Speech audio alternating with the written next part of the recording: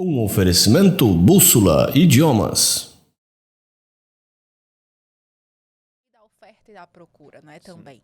Então, assim, as empresas, elas vão optar por esse vazamento de dados para poder te ofertar o que você está procurando. Não deixe de ser um marketing delas também.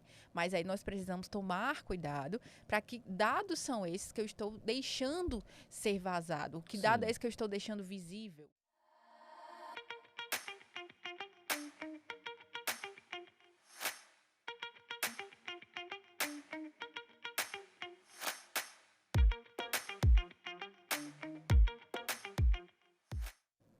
Olá, mais um Pode Falar em Direito e aqui mais uma vez tendo a honrosa presença da doutora Jéssica Montenegro, que veio aqui conosco tratar da Lei Geral de Proteção de Dados.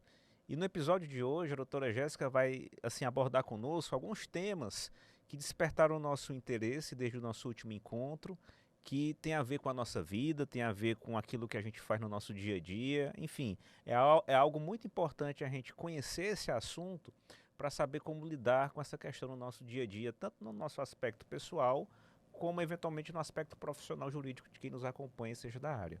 Doutora Jéssica, mais uma vez, seja muito bem-vinda. O Pode Falar em Direito aqui tem a grande honra de recebê-la novamente. Obrigada. Falar desse assunto é muito importante e eu fico muito feliz pelo convite. Doutora Jéssica, assim, uma das suas áreas de atuação, não é, a advocacia previdenciária. Isso. Em que aspecto os dados pessoais têm pertinência com a área previdenciária?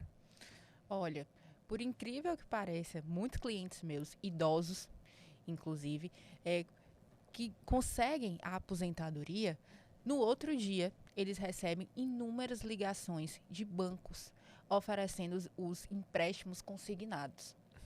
E aí fica a pergunta, mas como é que eles sabem que aquele cliente está aposentado? Sim. Então, nós vemos que há um vazamento de dados, né? Pode ser até mesmo do órgão do INSS para algum tipo de parceiro. Hoje nós temos várias empresas que são parceiras disso, mas de alguma forma há um dado que foi vazado.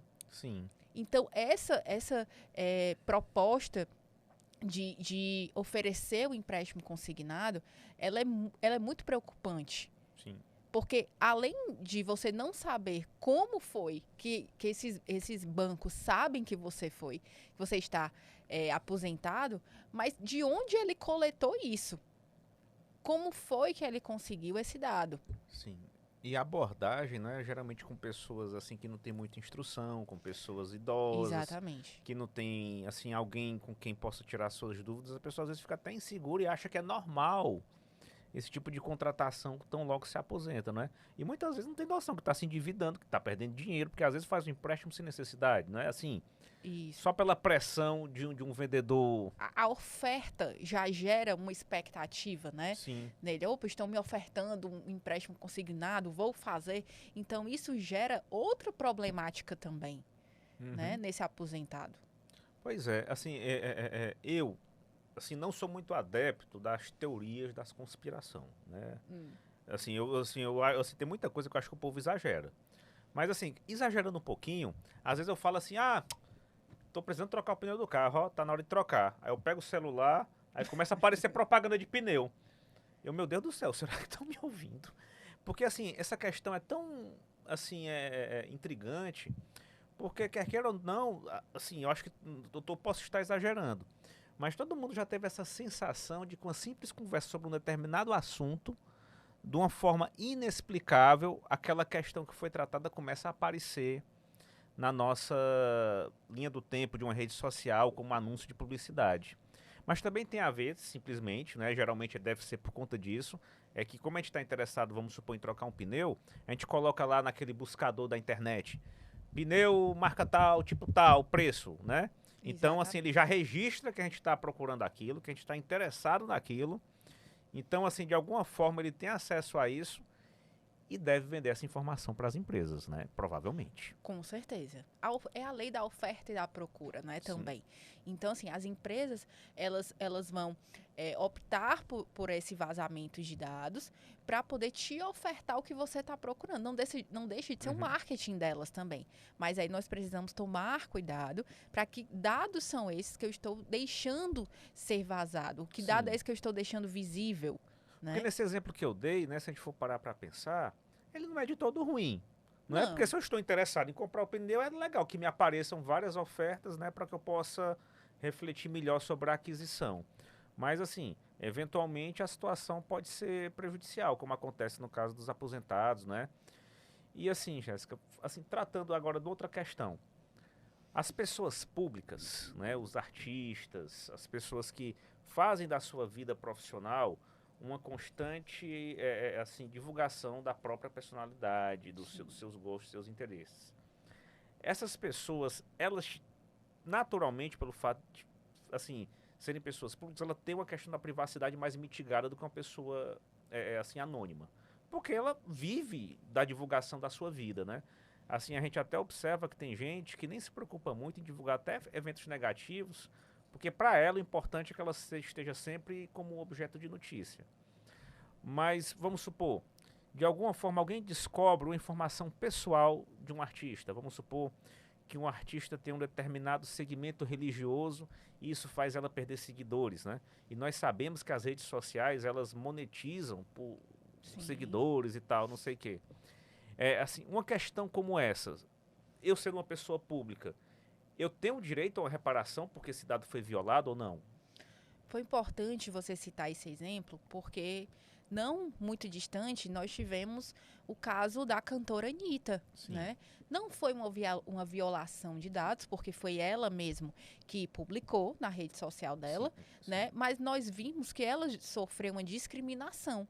Ou seja, uma opção religiosa dela, que é um dado sensível dela, mas que ela mesma optou pela publicidade, gerou vamos dizer que uma decepção em alguns seguidores dela, e ela perdeu seguidores sobre isso, né? Nesse caso, a LGPD não entraria porque não foi uma violação, foi a própria titular, né, que deu publicidade, mas se não fosse, sim, caberia até mesmo a indenização.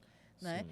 Ela provando que houve que ela foi prejudicada, que ela perdeu seguidores, perdeu certa fama, certo poder na carreira dela. Então, sim, ela poderia entrar até com uma ação para esse órgão ou essa empresa que pudesse dar esse vazamento desse dado dela. Pronto, uma questão agora que eu acho que é essencial para as pessoas que nos acompanham. Porque, assim, nós estamos tratando de um direito, que é um direito novo, que é um aprimoramento de um direito fundamental que tem a ver com a privacidade, com a intimidade, com a nossa personalidade, com a nossa autonomia, que são os nossos dados pessoais.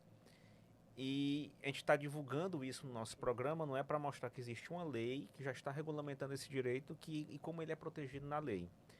Aí eu te pergunto sobre o entendimento jurisprudencial sobre a violação de dados. Vamos supor, meus dados foram indevidamente violados, sei lá, por um órgão do governo ou por qualquer empresa. A mera violação de dados já vai me dar direito à reparação de danos, ou seja, a mera violação de dados gera o dano moral presumido, o dano moral in re ipsa, que a jurisprudência denomina, ou não? Interessantíssimo sua pergunta. Não. Não gera automaticamente nem presumidamente o dano moral. Na verdade, o dado que foi vazado, se ele for o nome, o CPF, o endereço, pode ser que o magistrado não interprete como um dano moral. Mas, por outro lado, pode ser que um dado sensível seu, como a sua cor, a sua raça, a sua origem orientação sexual, que lhe causou prejudicialmente algum dano à sua moral, sim. Aí o juiz, com certeza, ele vai sim aplicar o dano moral. Entendi, porque é interessante que a lei faz uma distinção, né, entre dados e dados sensíveis. E os dados sensíveis têm uma proteção maior. Isso é muito interessante, é muito importante, porque às vezes a pessoa pode achar, eu me inscrevi no Enem do ano tal e divulgaram os dados do Enem, como já aconteceu, né? Divulgado um monte de dados de um monte de gente, Então, essa mera violação de dados que não sejam sensíveis, por si só, não irão gerar dano moral, mas podem até gerar se a pessoa conseguir demonstrar que teve algum prejuízo, alguma circunstância concreta e tal.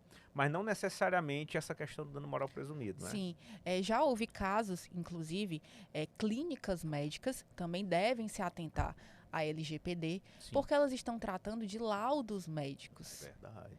né, do prontuário do seu paciente. Então, já houve, sim, um caso concreto em que esse laudo ou esse prontuário, de alguma forma, deu uma publicidade. E Aham. esse paciente tinha uma doença que ele não queria que fosse falada, Sim. direito de intimidade dele, e essa clínica médica, sim, sofreu sanções, foi processada, né, e ele ganhou, sim, um dano moral, porque ele conseguiu comprovar que foi prejudicado e que a sua honra foi prejudicada Sim. nesse vazamento desse Uma dado. questão íntima, né? Assim, Exatamente. nossos Então, problemas assim, de saúde, né? Algo é muito pessoal. importante que até o nosso tipo sanguíneo é um dado sensível nosso, né? Sim. Então, é muito importante a gente saber diferenciar os dados dos titulares com os dados sensíveis. Assim, a gente viu, né? Assim, você já nos deu o conselho de, assim, tendo o Pix, né? Colocar uma chave aleatória. Como uma forma de proteger seus dados, né? Porque tendo acesso ao seu CPF, tem acesso a uma informação muito importante sua. Isso. Que outras medidas, Jéssica, a gente poderia imaginar para tentarmos nos resguardar? Sei lá, assim, em rede social, na nossa vida, assim, por exemplo, eu conheço gente que tem medo de dar o CPF até no supermercado, porque fica imaginando que se der o CPF no supermercado, algo muito ruim pode acontecer. E aí, assim, tem até prejuízo, né? Porque acaba Sim. pagando mais caro. Mas é necessário ter esse tipo de medo? O que é que você acha sobre isso? Olha, depende muito do estabelecimento, né? Uhum. Grandes empresas que ofertam a confiança, credibilidade ao cliente, você não precisa ter esse medo todo. Mas, Uhum. claro, você precisa ter cautela e saber a finalidade e a adequabilidade e a necessidade. Então, vamos lá, o supermercado está perguntando o seu CPF. Você pode perguntar, mas para qual é a finalidade que você quer saber o meu CPF? Se ela te der uma resposta, né, e que essa resposta lhe agrade, ela quer meu CPF porque ela vai me mandar promoções de frutas, a promoção Sim. da carne. Eu quero. Então, é bom que você expresse essa autorização para essa empresa. Sim. É muito importante expressar a autorização.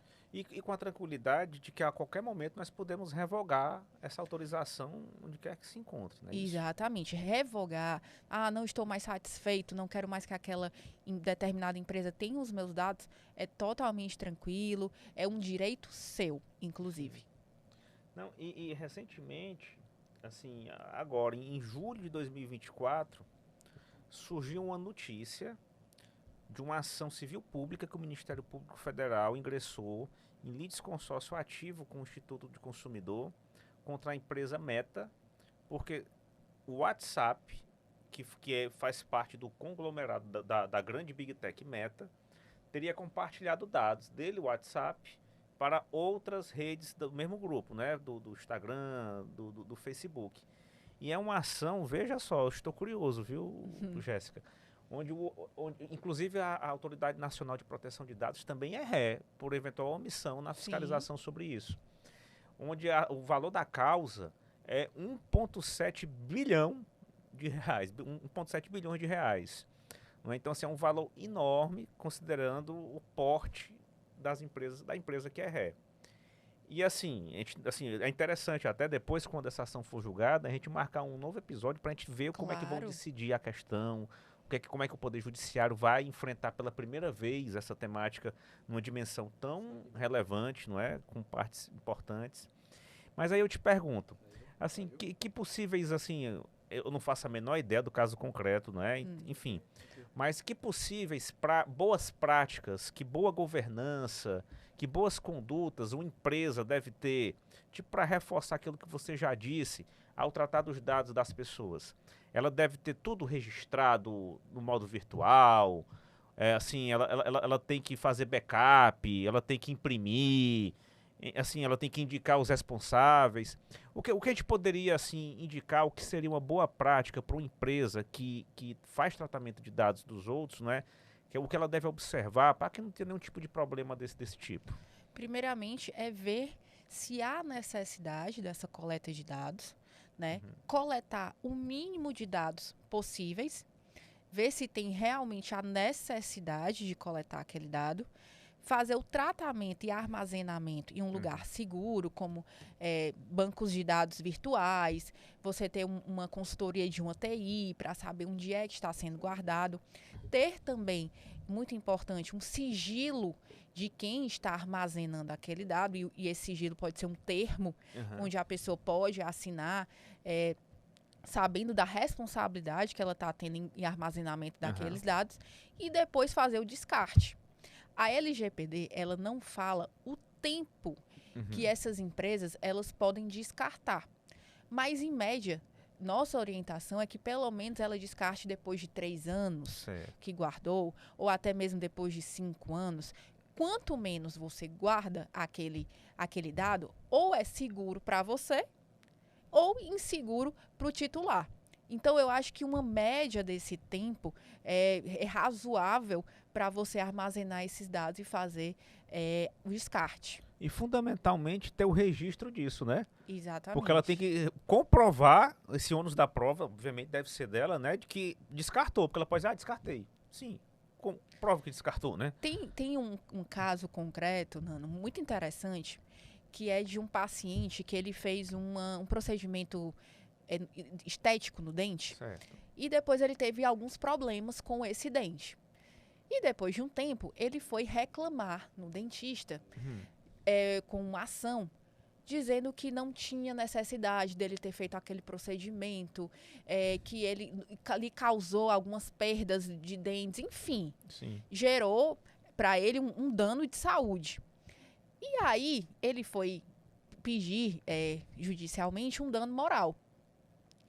E aí, esse médico, a defesa desse médico, ele não tinha feito o descarte desse prontuário. Certo. Então, ele tinha guardado ainda o receituário e os médicos anotam um histórico do que é feito, enfim.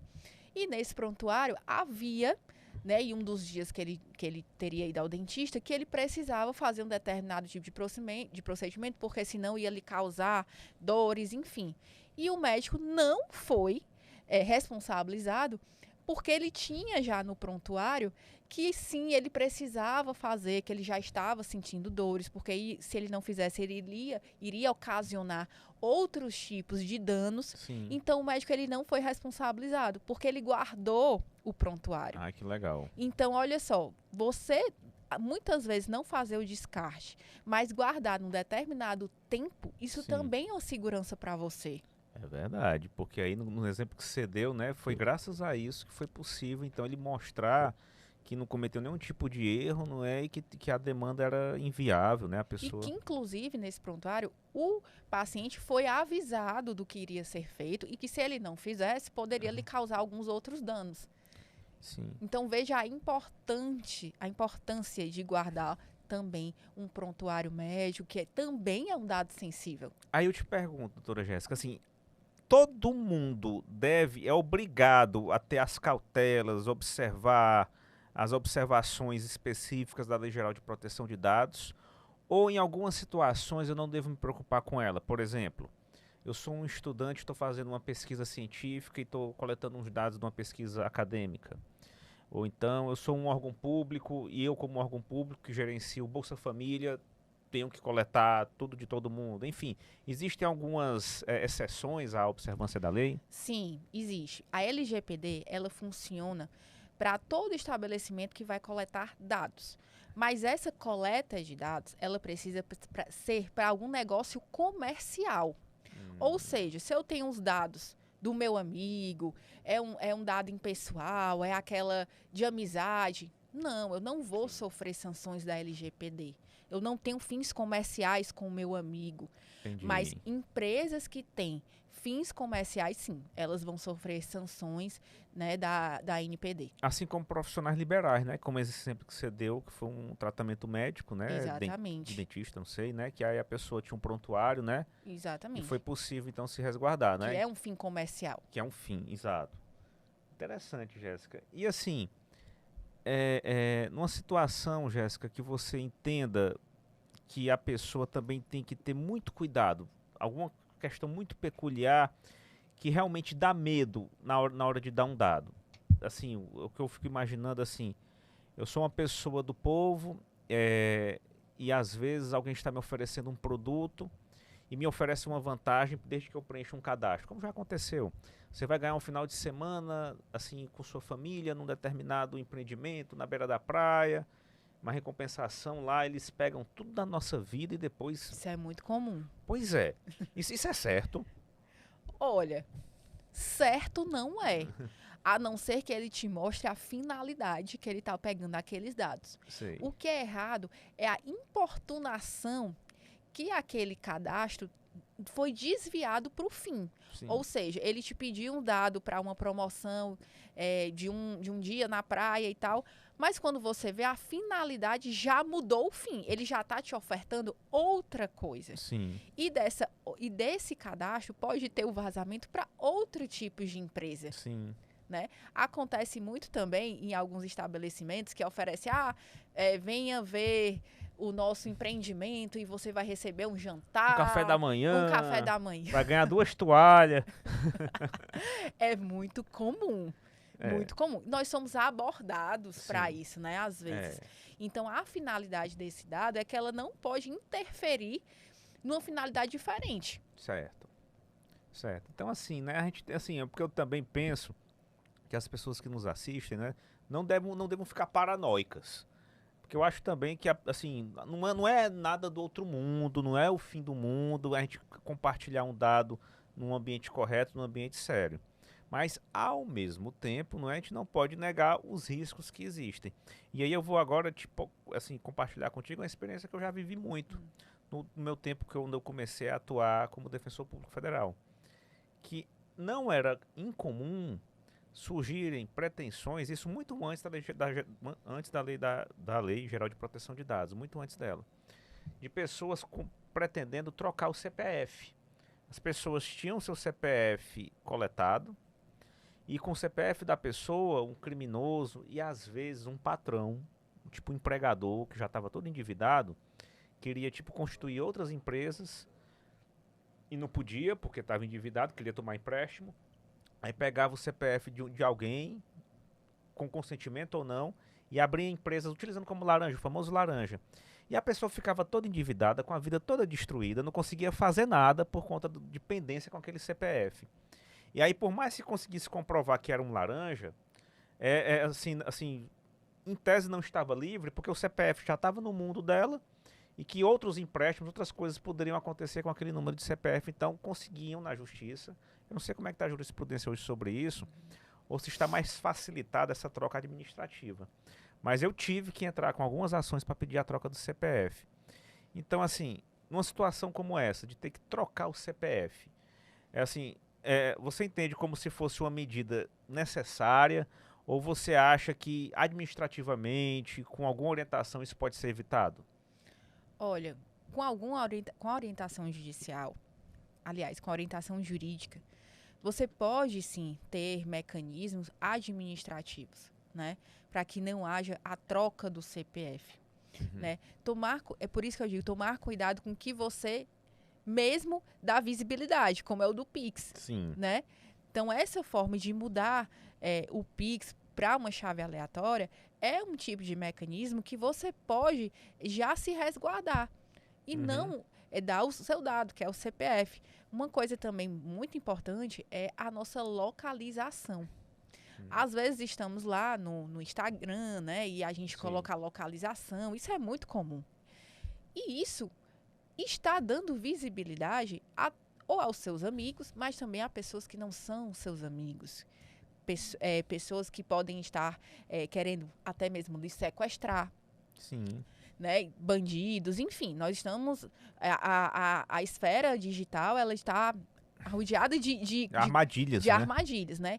Então, nós fazermos a nossa localização é muito perigoso. É um dado sensível? Eu estou dizendo onde eu estou. É mesmo. Inclusive, empresas de locomoções, né, onde a gente tem aplicativos. Pede o carro. elas têm os nossos dados. Sabe onde a gente tá, sabe o que a gente consome. Exatamente. Inclusive, quando você pede muito, né, carros de locomoção, elas já começa a ver nos seus dados que ali naquele determinada localidade pode ser a sua casa.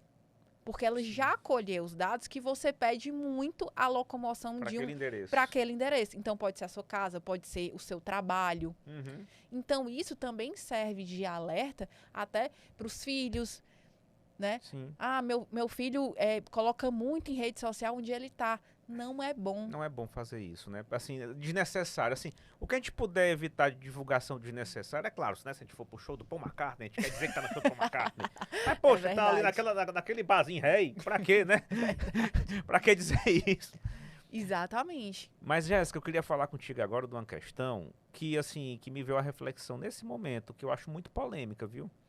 Porque existe uma garantia fundamental de todos nós, que é uma garantia que eu acho que é muito cara, que é a publicidade dos atos processuais, dos processos judiciais. De modo que, assim, todo mundo pode ter acesso aos processos judiciais para saber como o Poder Judiciário atua, para saber o que é que o Poder Judiciário faz, para saber como é que ele decide, se ele assegura ampla defesa, se ele assegura contraditório, para a gente ver que o juiz, ele julga de acordo com a lei, não de modo arbitrário. Então a publicidade é uma garantia, a mim, muito cara, porque meio que ela resguarda as partes da relação jurisdicional, porque a atuação jurisdicional fica sob o controle social, salvo naqueles casos de sigilo de justiça, né, que a lei prevê que pode ter sigilo, questões muito íntimas e tal. Sendo que, vez ou outra, eu vejo notícia na televisão, o que é que está acontecendo? Criminosos que têm, hoje os processos são todos virtuais, né? Exato. Então, criminosos que têm algum advogado na família conseguem acessar os sistemas processuais, o PJE, o ESAG, o CRETA, qualquer um, e conseguem acompanhar processos que são públicos. Processos que muitas vezes envolvem uma condenação do Estado, né, do poder público da União, do Estado, do município, e que vão ser expedidos precatórios ou que vão ser expedidas requisições de pequeno valor. E essas informações são públicas, não é? Meio que pelo processo judicial ser público, as pessoas começam a saber se você vai ganhar dinheiro do Estado, se você tem um precatório para receber. E com base nisso, golpes são aplicados, porque de alguma forma os criminosos conseguem acesso ao processo. No processo, na inicial, tem o endereço da pessoa, tem o CPF da pessoa, tem tudo da pessoa, e ainda sabe que ela vai ganhar dinheiro, né? Tem até aquele valor. Aí eu quero saber a tua opinião, porque assim, eu fico pensando sobre isso. Poxa, assim, todo mundo vai poder saber que o indivíduo vai ganhar dinheiro. Tem lá, sei lá, um precatório altíssimo. Ele pode ser vítima de golpe, de crime, de mil coisas. A reportagem que eu via, o que é que o bandido fazia? Ele sabia que a pessoa ia ganhar o dinheiro, e ele se passava como se fosse um servidor do Poder Judiciário. Olha, aqui é da Justiça, seu precatório vai sair, mas é necessário pagar a taxa tal, e só pagando a taxa tal é que o dinheiro é liberado, por favor, faça o Pix. Se eu fazer o Pix, o dinheiro é liberado. Tipo, o golpe era tipo esse. Tem aquele famoso golpe do precatório, que já existiu também. Como era? Empresas diziam ser empresas sérias que compravam precatórios. Sim. Né? E aí ligava para o cliente, a gente sabe que o precatório demora anos para receber, e o cliente naquela expectativa, vou receber logo, acabava pagando para empresas falsas. Acelerar o pagamento. Opa, eu vou vender o meu precatório, existe isso, né? A venda de precatório. E aí o cliente naquela expectativa, quero receber logo, acabava pagando, né? Vou vender, vou receber meu precatório, e aí acabava dando os dados desse precatório. Então, existe já isso. Pois é. Só para esclarecer também para o nosso público, né? Quando o poder público é condenado numa ação judicial, ele não paga o valor imediatamente. Ele é pago por um sistema que tem um prazo para ser pago, porque o dinheiro tem que ser incluído em orçamento, e é feito um processo de natureza administrativa, que é o processo do precatório, que é só para separar o dinheiro para pagar. Então, quando a gente fala de precatório, a gente fala do dinheiro que alguém tem a receber por conta de um processo judicial, quando ganha uma demanda em fase do poder público, não é? E aí, numa situação como essa, Jéssica, o que é que tu acha? Assim, um processo como esse, todo processo que envolva a condenação da fazenda pública devia ser sigiloso? O que é que tu acha que poderia ser feito para prevenir isso? Olha, a LGPD, ela é inerte sobre isso. Ela não fala desse assunto, né? Inclusive, ela tem algumas lacunas como outras leis também Aham. vai existir, né? Que vai muito da interpretação do magistrado ou do advogado. Mas, na minha opinião, sim, deveria Sim. ter uma segurança maior sobre isso, ter uma senha, né? Ou gerar algum código para que pudesse acessar, né, Interessante. esses processos judiciais. Porque realmente, infelizmente, hoje os processos são acessados por todo mundo. Nós temos Sim. sites que, se a gente colocar lá o número do processo, ele vai aparecer. Não Sim. precisa nem você ser advogado. Pois é. E aí a pessoa sabe que você vai ganhar dinheiro e sabe quanto você vai ganhar. Exatamente. Né? Que assim, que até se um bandido quiser fazer um mal, um parente seu, né, extorquir, é tão comum, assim, no interior, a gente sabe, ó, o fulaninho vendeu um boi, no dia seguinte estava sendo assaltado lá, porque o pessoal sabia que tinha dinheiro na casa dele. Então, assim, é algo que eu entendo que, de fato, deva preocupar as pessoas. E essa ideia que você deu, sei lá, de alguma forma, não é Caracteres, né? é, Códigos. Eu acho que seria uma boa ideia. assim, para desvincular isso, né? Porque é algo que chama a atenção e envolve uma questão dos dados. Você vê como isso é novo e que na medida que os problemas surgem, não é? A gente fica vendo o que é que pode ser feito, o que é que não pode, né? A gente viu essa questão do MPF em relação à empresa Meta. A gente vê a questão dos aposentados, né? Que as empresas de consignação, as financeiras, têm acesso. E os criminosos, que fica assim, que a mente criminosa, ela vê sempre uma forma de poder causar dano, assim, ela sempre acha algum meio de tentar lesar as pessoas. E essa questão dos precatórios é outra. E aí a gente deixa registrado, né? Se você se depara com uma situação como essa, fale com um advogado de sua confiança, com seu advogado. Não acredite nesses contatos, nessa questão fácil, porque pode ser golpe, não é verdade? Exatamente. O golpe tá aí, né? Cai quem quer. Cai quem quer, é verdade. E assim, a LGPD, ela não vem para amedrontar, Sim, mas ela vem para proteger. sim. Então, ela vem para qualificar que dados são esses, você que é empresário, você que é titular, um autônomo. Então, consulte uma assessoria jurídica, não precisa Sim. ficar com medo, mas sim ter essa adequabilidade e ficar inconforme com a LGPD. Né? Eu digo que tem dois momentos a LGPD. Um, que é a orientação, você entender o que é, Sim, e o segundo, que é a implantação, sim, que é um período mais demorado, mas é necessário. sim. E a gente ainda vai agora descobrir como a jurisprudência vai lidar com ela, não é? E assim, eu acho legal essa observação que você fez agora, porque ela não veio para amedrontar, ela veio para proteger. Exatamente. É um direito fundamental das pessoas, dos prestadores, por exemplo, no exemplo que você deu, foi graças ao fato do indivíduo ter guardado os dados do paciente, ele pôde mostrar que não teve culpa de nada. Então, ela, assim, é uma lei maravilhosa nesse aspecto, no sentido de que, assim, não foi para ser um problema mais na vida das Não, pessoas, de né? jeito nenhum. Na verdade, quando eu falo de LGPD em algumas empresas, o pessoal já fica assim, nossa, mas agora eu não posso fazer nada, como é que eu vou perguntar isso para o cliente? Já ficam realmente amedrontados. Uhum. Mas a orientação vai tirar essa preocupação da sua Sim. cabeça.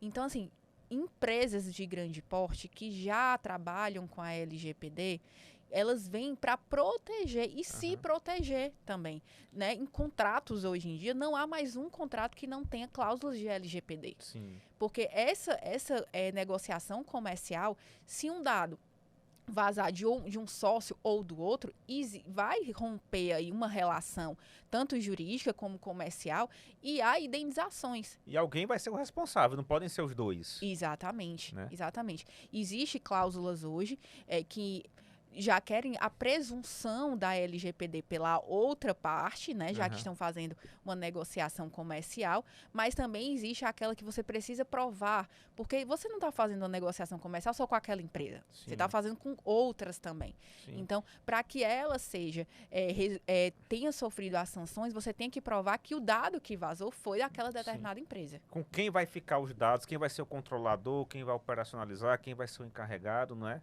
Exatamente. Isso é muito importante mesmo, viu? Porque é algo que é do dia a dia.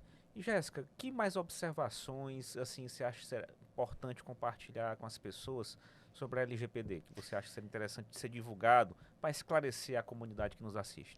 Pronto. Primeiro, informação, né? Nós temos sites, até do Gov mesmo, tem falando sobre o que é a NPD, falando sobre a LGPD também.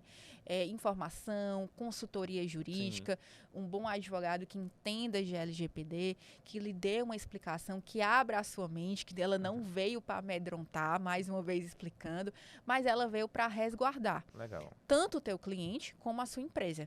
Então, a minha orientação é que entenda como ela funciona, queira também abrir a mente dos seus colaboradores para que eles entendam, saibam qual é a responsabilidade, o sigilo que precisa estar ali na sua empresa, de como é que ele está tratando aqueles dados, e também o descarte. Sim. Tenha consciência de que será que é necessário eu ter aquele dado e por quanto tempo eu preciso guardar esse dado.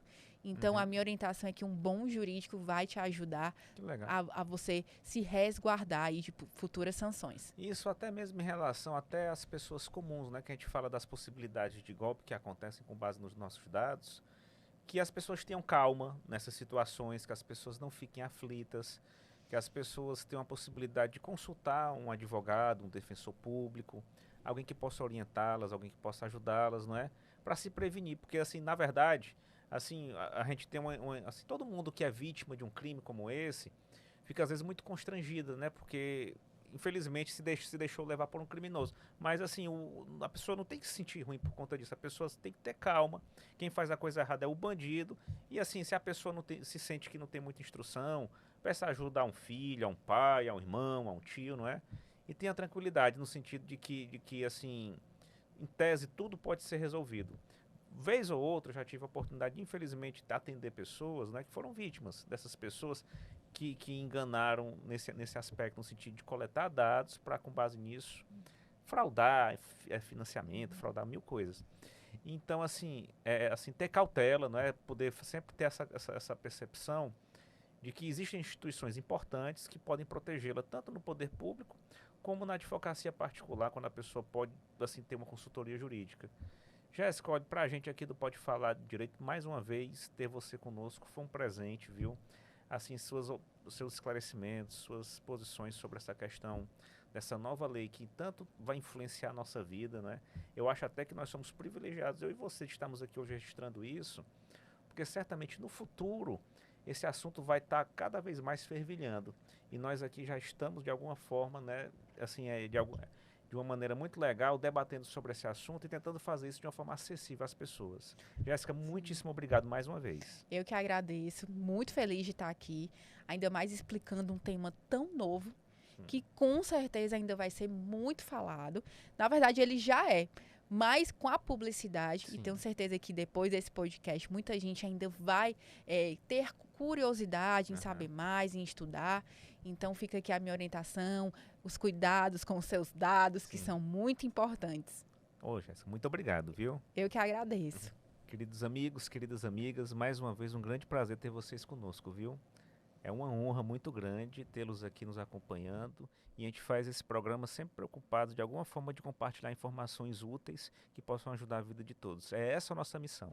Um grande abraço e fiquem sempre com Deus.